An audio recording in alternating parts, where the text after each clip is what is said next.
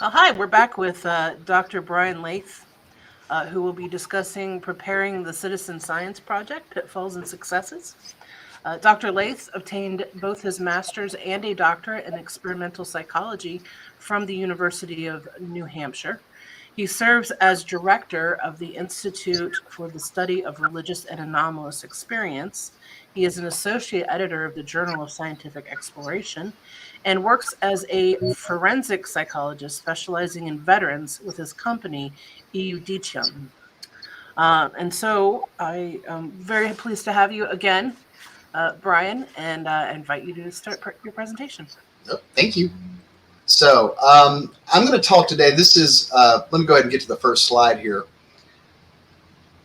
So let me give you a little bit of a background. This is going to be a fairly practical talk, kind of grassroots on the ground. So just so you know, I'm not speaking from a lack of experience. ISRAE first started as a student layperson group circa 2009. So basically, after a few years of college teaching, I decided to get involved in the student organization system. And through that, started with a lot of bureaucratic kind of dodging, started not only recruiting my own students, but their family, friends, and interested members who wanted to apply science to field investigations of hauntings. We've been, doing a version of this off and on for, 13, 14 years. Where, if we look at everything that got done over that time, which kind of makes me feel better as I look over it, repeated pilot investigations and investigations of haunted houses, purportedly haunted houses, probably about 35 of them. We did walking haunted tours of a local city for a couple of years, integrating science. We've developed several forms of technology, both on the web as well as RIGS and Mesa, which are environmental data logging tools. I've had students and lay people involved in 2 or 3 long-term laboratory research designs. But overall, we're dealing with well over 100 people, kind of equally split between, the community college or bachelor's level college student and just lay people who are interested in the project. So, the theme today is not going to be super sciencey. I really thought it might be worthwhile to focus on kind of pedagogy, logistics, and mentorship, before we talk about these research designs. Because simply put, I come up with 5 or 6, research designs every couple of weeks in my head. But I think what happens with a lot of us is that we don't think about how we actually implement that with real life people who have their own desires and needs and wants, et cetera, et cetera. So a lot of this is based on both my successes and, in fairness, a fair amount of mistakes over the years. And I wouldn't claim to be an absolute expert, so your results may vary. Take what you like from this talk and throw away the rest. All right, so lessons learned the hard way. The first big one, big issue that I've run into and I find other people running into is that they're not being realistic about their volunteers. We live in a world where sometimes in academia we tell ourselves, well, of course everyone wants to volunteer 10 hours a week and they're going to be diligent and everything's going to be fine. But things are a lot more complicated than that, particularly when you start grabbing lay people, right? People off the streets who have varying degrees of education and backgrounds. They may not be big college fans. But I will say, as we, and I'll bring this up a couple of times in the talk, the majority of people who are fans of the paranormal are not your master's and PhD academics. The bulk of these individuals who are interested in hauntings, poltergeists, chupacabras, UAPs and all this stuff, don't necessarily in bulk come from higher education or upper middle class backgrounds. And I want to make sure I say this very clearly and professionally. Part of my job as a psychology and sociology professor is to be aware of the differences in culture as a function of socioeconomic status. In fact, to be a mathematical geek for a moment, socioeconomic status and the different cultures as a function of money that we see in Europe in many ways are more predictive of outcomes than other types of classification like race and gender, things along those lines. But what we do have to understand is that if you haven't spent a significant amount of time outside of your own cultural norms, so if you've been raised, predominantly in a certain environment, and you don't have experience with people who come from different cultures, starting a citizen science project can be a bit of an eye opener, because of course the things that people go through if they're poor is a very different experience of life than if people come from a middle class background. And statistically speaking, all of us with advanced degrees, the vast amount of you in our probability distribution didn't necessarily come from poverty. And so you may not be intimately familiar with that. Some of you I'm sure did, but again, distributions, there's always exceptions. So I'm just saying, don't make the mistake of false consensus, right? Your volunteers are not likely to have your background, or maybe your education skill set, or your cultural perspective. And wrangling a lot of volunteers together requires you to understand that you may not be them. Again, the layperson volunteer is not just like the university student. They come from a different background. They come from different hardships. So again, when you're talking with people at first, they may have stereotypes about what academics and professors act, think, or do, or what upper degrees act like, and you're going to have to be kind and correct that. Particularly, again, if you're going to deal with the bulk of people that are going to be interested in volunteering. Related to that, if we accept that a bunch of people from a bunch of different backgrounds and a bunch of different expectations with a common interest in anomalistics is going to come together, I'm going to say that it's a mistake to put them in a room and let them figure it out on their own. I think sometimes we assume that everyone's going to magically, via a sitcom, let's put this plan together. We can start this whole community reorganization task on our own, which we see in television, but in real life there needs to be a plan, and also a plan. Distinct activities, right, need to be in place, because some people are going to be timid about reaching out for something like this, and they need to have what I might call a doable plan, right? So, each activity should have, whether it's an experiment, data collection, whatever you should have, they should have, very explicit, doable directions. You should think of this stuff more like apprenticeship or mentorship, as opposed to here's your directions, go out and do them. And each activity should also have what I call pragmatic education components. You should nestle education inside practical activities. If you assume that the majority of your individuals are going to come to you and they're starting from scratch, then giving them something to do, telling them why it's important, what it does, and how it works, in context of tucking in a couple of educational components with it, is a really good way for people to get their hands dirty and feel competent as they successfully achieve each little step. Notably, right, sometimes by doing that, you can't necessarily explain everything to them yet. And I find in my experience a lot of times that I have to do that. I can't explain that to you yet. After you do this activity and that activity, you'll have the core concepts or experience to where I can explain the big picture. Or I have to give them a summary picture first. And then let them work through exercises or steps, or do a lab data collection, so that they're ready to hear the next step. Again, I brought it up earlier, but it is not a good assumption for groups, and I'm not saying that because they're not capable. I want to make this very clear. They're all very capable, but if you shove people in a room together and say, do it, that doesn't typically turn out well. It's not a good assumption in general. For any of you guys that have done group projects in a college classroom, sometimes those don't organize themselves very well. So, at first, even though it seems like you're controlling individuals more than you might need to, it's better for you to have a very distinct plan up front and then toss it out if they don't need it down the road. But do not assume that brainstorming or develop it amongst yourself methods are necessarily appropriate here. Of course, fine with higher level people that have experience in education. But again, part of citizen science is mentorship and education, building those bridges. So if it sounds like, by the way, that someone in charge of a citizen science project is going to do a whole lot of work beforehand to create a competent map, that's exactly what I'm saying, at least in my experience. Here's where things get difficult.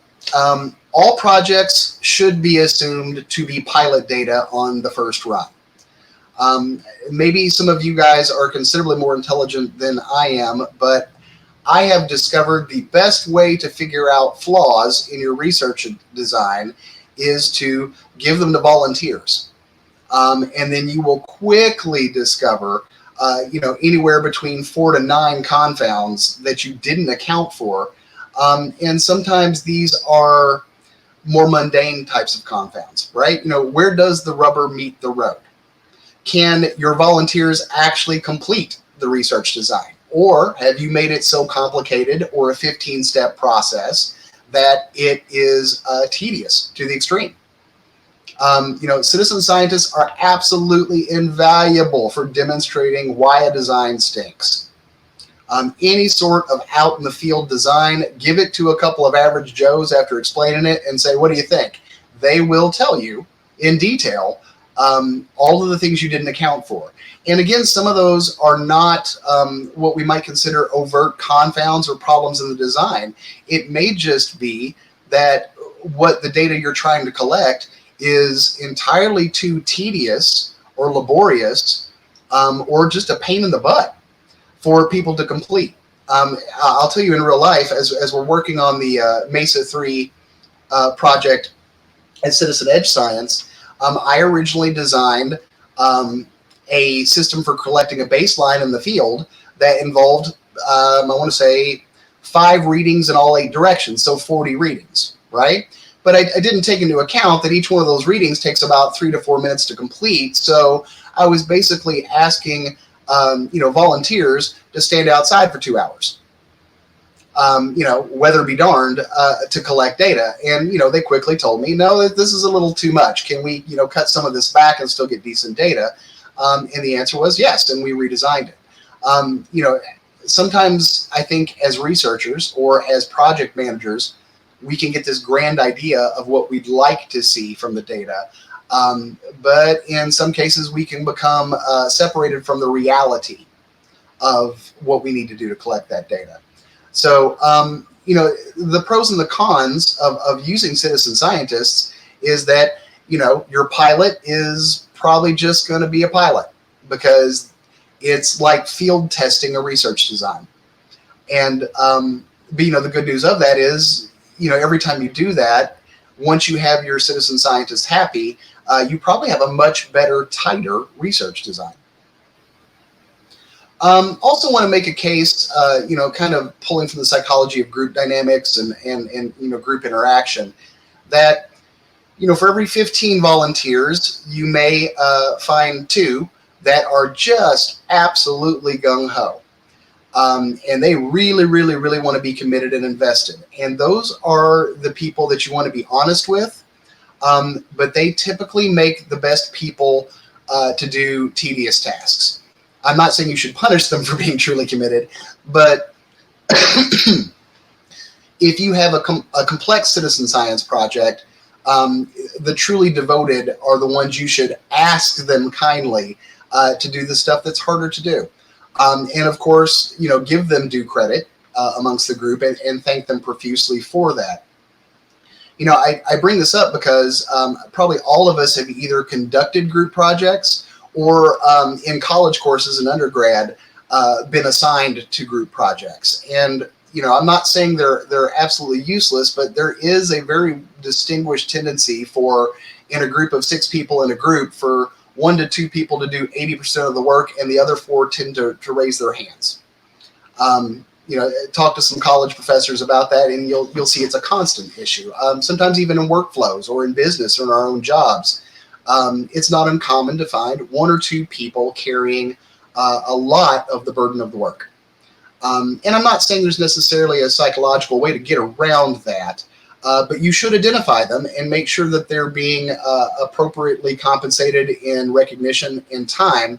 And you should also not assume that everyone else is going to be those people.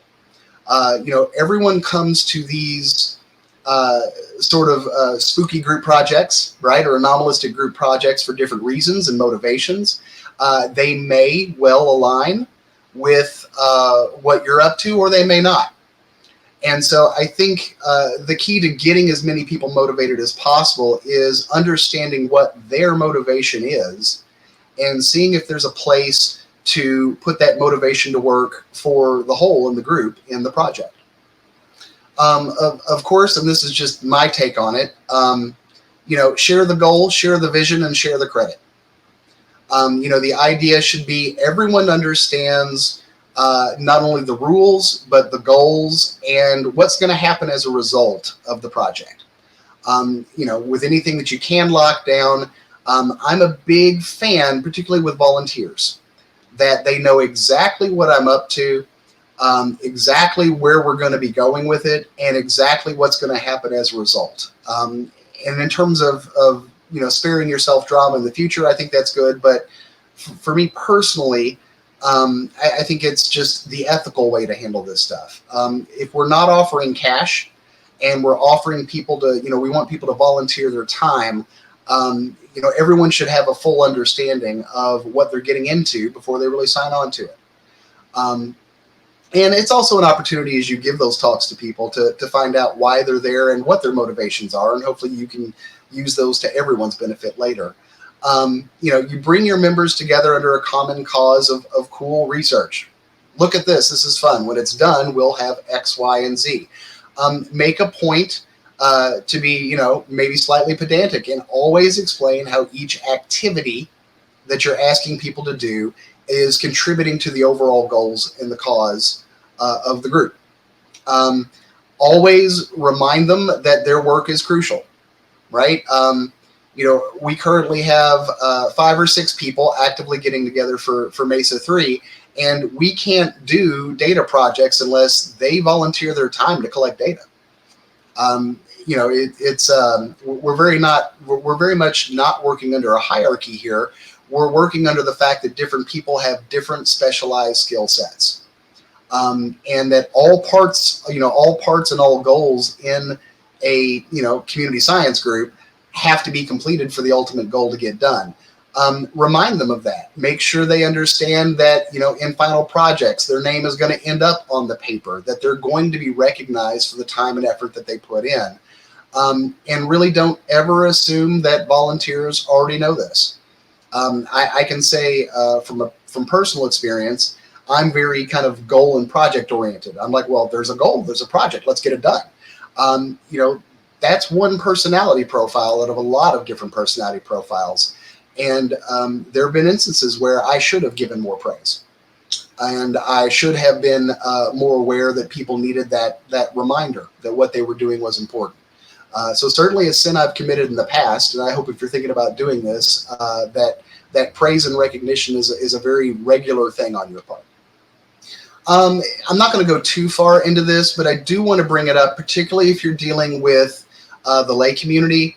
There is a very well-established relationship between socioeconomic status, trauma exposure, and so you need to be prepared that some interpersonal and psychological issues among volunteers can occur.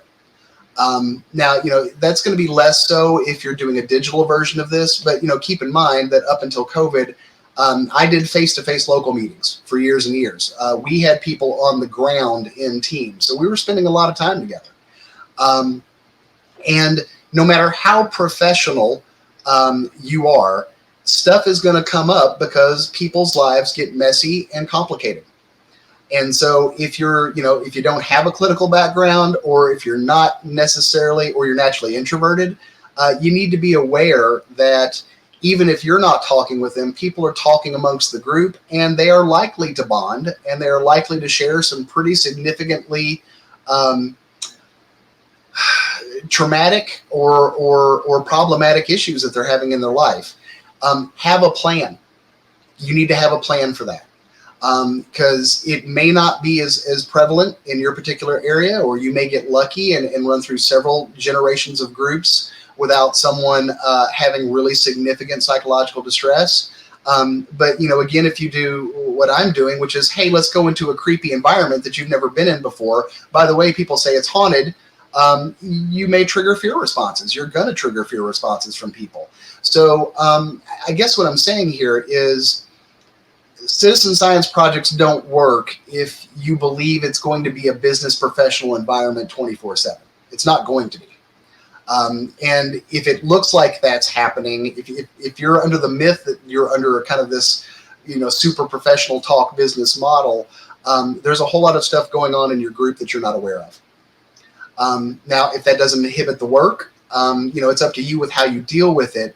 But particularly for someone who's not used to dealing with groups of people from different backgrounds, drama is coming. Have a plan for it that's appropriate and ethical. Because not being prepared for it just means you're going to be surprised, maybe in the middle of a data collection session or in the middle of a meeting. And you want to make sure that people that are volunteering for you have some resources, or where to direct them if you can't handle it yourself with problems that they're going to have.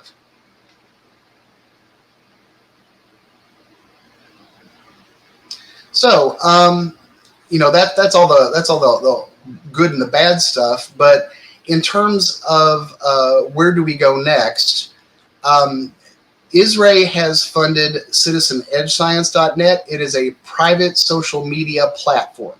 So it's like Facebook, but it is completely private. It has no advertising, and we run it. And the reason we put it up was a place for anyone who wants to do a citizen science project from an online format. It has basically classroom features, chat features, group meet features.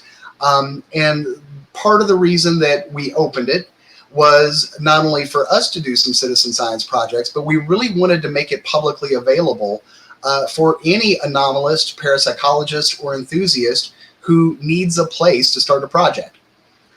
We are more than happy to assist anyone who wants onto the site or wants to coordinate a citizen science project from the site. No fees, no rights, no obligations. It's if you want it, it's there for you. And like I said, we've already got some free class content on research on there, and 2 existing citizen science projects, which is Mesa 3, which is the app we've developed, which collects environmental data and forensically basically documents purportedly haunted locations. And then the Haunt Coding Project, which is more of like Beatrice's project, where we're going through purportedly real haunting accounts and coding them to the survey of strange events to see, as well as looking at demographic and other related variables to see if there's any real empirical differences between different types of haunted accounts. But again, they're in their infancy because honestly, I'm swamped. And the truth is that this stuff takes a lot of investment and time. But if you're not in any way interested in either one of those, if you have a project and this sounds like a place that you would like to call home and use its resources, I would emphasize that we are literally here for you.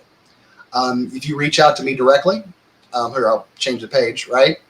Again, no strings attached, technology and structure for any scientist or citizen scientist who wants to start a project and needs a place to do it. We have myself, Cindy Little, and also Bridget Cotton available if you have questions, you need help, or some sort of onboarding that you want assistance with. But the point is, we're going to continue to do citizen science projects through Citizen Edge Science, and we welcome anyone who wants to come on board and try their own projects. And I think that's about all I have to say. Brian, I know you've talked about your Mesa app in a lot of places recently, but I would love for you to say a few words about it, because I know there's a few people here who don't know what the Mesa app is. So can you just say a few words about it? I'll try to just say a few words about it. Mesa 3 is a tool that we developed for Android phones that uses the sensors that are in smartphones to collect data. So it's a data logging environmental data logger. Except we've added things like the survey of strange events. It has photo capacity. It's got a mode for EVP. It's got a structured baseline mode where it allows the user step by step to go through and take pictures and control data of the environment. So basically, it's like a forensic tool. You can use it and follow directions and really thoroughly document the environment through photos, audios, and environmental data. And it's all linked by a common timestamp. It's on the easiest way to get it if you have an Android phone is to go to ISRAE's homepage, which is israenet.org. And we have a page that'll take you directly to Google Play, where you can download it.